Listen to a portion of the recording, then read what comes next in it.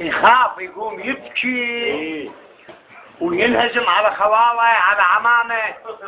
واحد من ربعنا والله فداوي مو بعيد علينا راضي يجوز ابنه، مصادق له ابوه مرض غير عرب، يروح قبل ينطيها دينار قبل عزيز.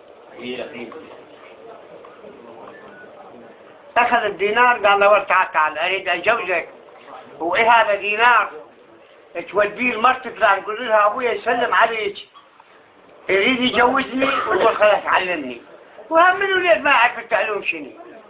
اخذ الدينار وراح طاير. الدنيا العصر جدته ام ابوه شايحه بالعلوج وراهم بالحياله، شافت بيدي بلها دينار عزيز. قالت تعال يا فلان تعال. جحد جدته قالت له كان من لك الدينار؟ قال اعطاني يا ابويا. وكويتي؟ قال اريد على مرت فلان تعلمني ابويا يريد يجوزني. قالت له جدته جيبها. اخذت الدينار وصرتها برجلها وراحت انجرعت لها بالشاقه. قالت لها انا جدتك ما يصير الطرق، بس ارشد لك على مكانه وين تحطه وين تجيبه.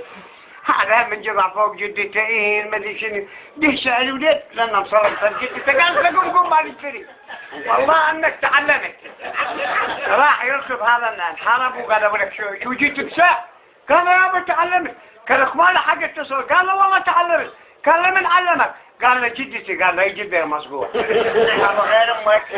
هذا دينار راح ام الناس شلون حار على الوليد اشتبك وليد يا الشايب وصك ابن الضحك الراجل لانه قال بقلب. قال له قواد انا دزيتك عمي فلان لو دزيتك نيجو. صفن الوليد سنطلع هاي ضحك للميش فيلم تزعل النيشو ذات يزعل.